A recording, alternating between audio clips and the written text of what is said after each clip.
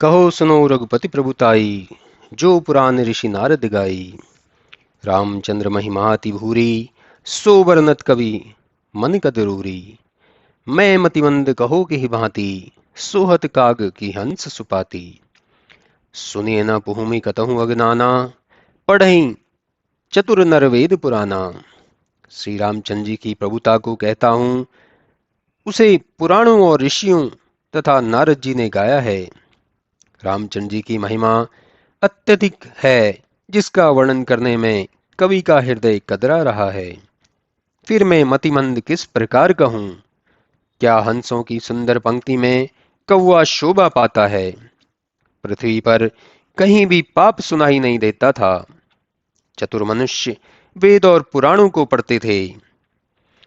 गाँव वहीं प्रभु गुण गण भयकारी भयहारी, निंद ही अमर लोक नर नारी।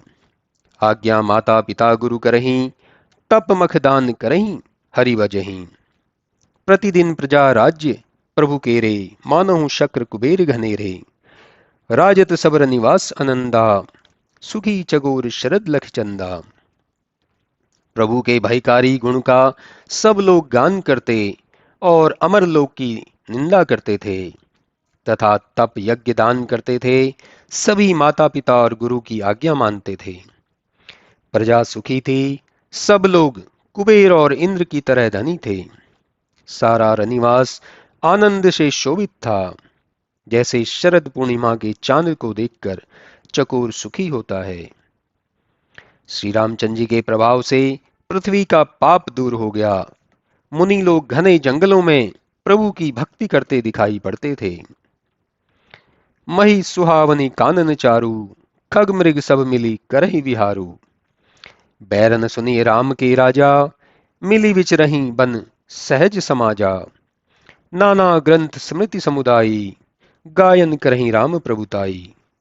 सादर कोटिक शेष अहिषा, अगणित चतुरानन गौरीशा। सारा पृथ्वी में अच्छे सुहावने जंगलों के भीतर पशु पक्षी और हिरण आदि सब मिलकर विहार करते। राम राज्य में किसी से वैर सुनाई नहीं देता था। सभी एक साथ विचरते थे। अनेक प्रकार से ग्रंथों का समूह ब्रह्मा और शंकर शेष सभी एक साथ विचरते थे।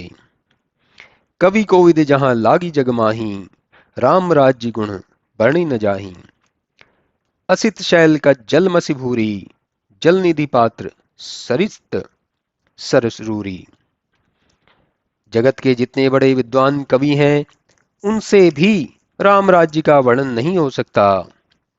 यदि नीलगिरी पर्वत शाही बनाने के लिए और शाही घोलने के लिए समुद्र को दवात बनाया जाए, कल्प वृक्ष की डाल की कलम बनाई जाए और सातों दीपों की पृथ्वी को कागज बनाया जाए, सरस्वती ब्रह्मा शेष और शंकर लिखने को बैठें और हजार शत कलाओं से बैठकर लिखते रहें, उस पर भी उनके चरित्र का पार नहीं पा सकते, क्योंकि राम राज्य का कौतुक अपार है। हे गरुड़, अब आगे जो चरित्र हुए हैं उनको मैं कहता हूं, उस अपार चरित्र को सुनो।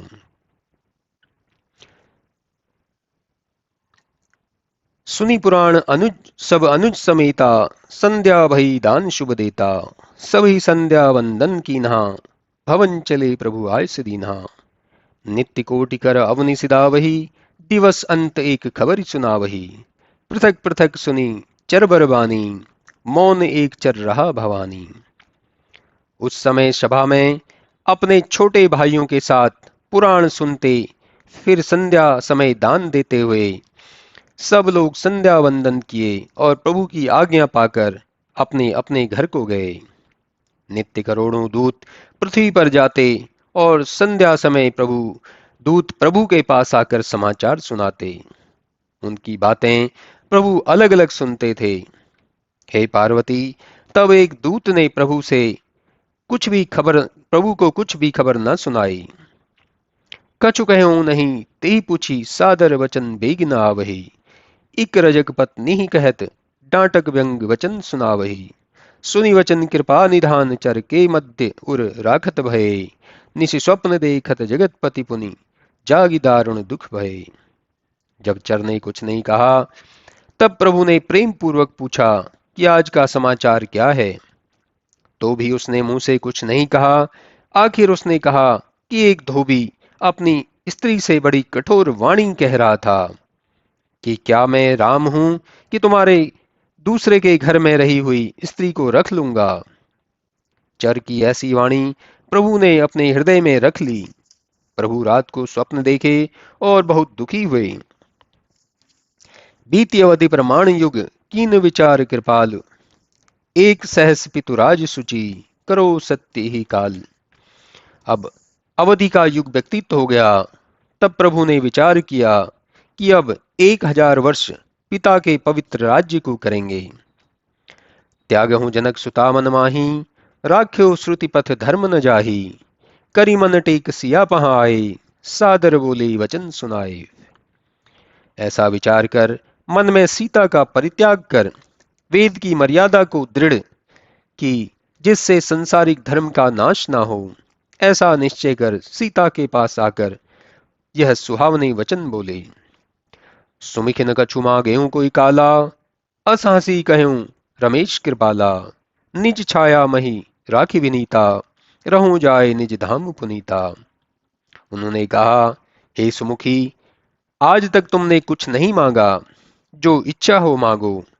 फिर हंसकर कहा कि हे विनीता, अब तुम इस पृथ्वी पर अपनी छाया रखकर अपने धाम को चली जाओ।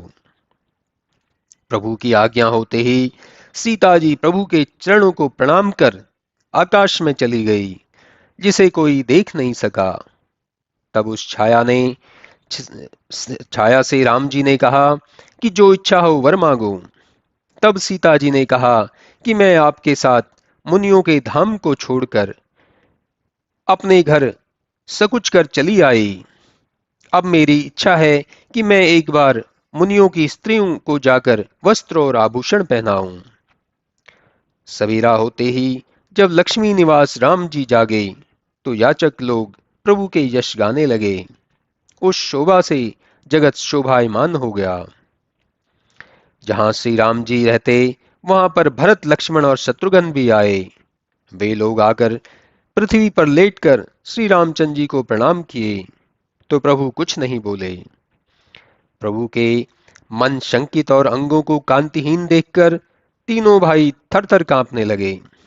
तब भी प्रभु का चरित्र उन लोगों की समझ में नहीं आया।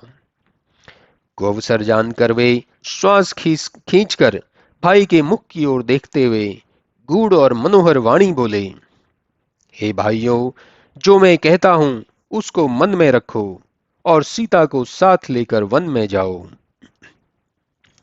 सूखी सहमी सुनी वचन कराला, जरेगात उपजी उज्ज्वला। हसत की सत्य कहीं रघुराई, असमंजस मन दुख खगराई। इस भयंकर वाणी को सुनकर तीनों भाइयों का मुख सूख कर सहम गया, शरीर जल गया और हृदय में ज्वाला उत्पन्न हुई। तब बोले, यह आप हंसी करते या सत्य कहते हैं? हे गरुड़ जी, उस दुख से मन दुविधा में पड़ गया। भरत आदि सब छोटे भाई व्याकुल हो गए, मुंह से वाणी नहीं निकलती। इस पर शत्रुघ्न जी दोनों हाथों को जोड़ और आंख में आंसू भरकर बोले। भरत जोरी कर कहा, तब सुनी प्रभु वचन कठोर। सुनु विनती सर्वज्ञ प्रभु, नाथ मोर मति थोर। तब स्वामी राम की ऐसी कठोर वाणी सुनकर भरत जी दोनों हाथ जोड़कर बोले, हे नाथ, आप सर्वज्ञ हैं, मेरी एक विनती सुनिए, क्योंकि मैं मंद बुद्धि वाला हूं। हे प्रभु, यह सूर्यवंश जगत में अति विख्यात है। दशरथ आपके पिता और कौशल्या माता हैं। सारा संसार जानता है कि आप त्रिलोकी के स्वामी हैं और वेद पुराण आपके पवित्र यश को गाते हैं। सत्य शक्ति तब प्रकट सुहाई, वर्णि न सके वेद अहिगिराई। शोभा खानी जानकी ख्याता, रहित अमंगल मंगल दाता। हे प्रभु, आपकी सत्य रूपी शक्ति जगत प्रसिद्ध और सुंदर है। वेद और शेष भी वर्णन नहीं कर सकते हैं। सीता तो शोभा की खानी, अमंगल रहित और मंगल को देने वाली हैं। जिनकी छाया से स्त्रीगण पति व्रत को धारण करती हैं, वह सीता आपके बिना क्षण भर भी जीवित नहीं रह सकती। हे प्रभु, क्या बिना जल की मछली जीवित रह सकती है? अस तुम बिनहि जेहि किम सीता, ज्ञानवंत अति निपुण विनीता। सुनी करुणामय वचन सप्रीति, कही भरत तुम सुंदर नीति। ऐसे ही हे प्रभु, क्या आपके बिना सीता जीती रह सकती है? आप तो बड़े ही निपुण और ज्ञानी हैं। भरत के करुणा भरे वचन सुन श्री रामचंद्र जी ने कहा, हे भरत, तुमने यह अच्छी नीति कही है, तथापि राजा को सर्वदा राजनीति के अनुसार धन और घर रखना और प्रजा का पालन करना चाहिए। राजा को मन क्रम वाणी से प्रजा को सुखी बनाना चाहिए। फिर प्रभु ने दूत से जो धोबी के समाचार सुने थे, कहे कि हे भाई, यह तो कुल को भयंकर कलंक हुआ। सूर्यवंश में एक से एक बहुत बड़े बड़े राजा हुए हैं, जिनको संसार जानता है। रघुदिलीप सूरज मनु जानू, सगर भगीरथ वेद बखानू। दशरथ विदित देखि तुम के, वचन न टारेऊं लालच जी के। जैसे रघु दिलीप मनु सगर और भगीरथ, जिनका यश वेदों में वर्णित है, प्रसिद्ध दशरथ को तुम लोगों ने आंखों से ही देखा है कि जिन्होंने अपना प्राण दे दिया परंतु वचन नहीं टाला। तेहि कुल रंचक सुनत कलंकु, रहे जीव तो अदम अशंकु। सुनु सर्वज्ञ सकल अगधारी, रहित कलंक विदेह कुमारी।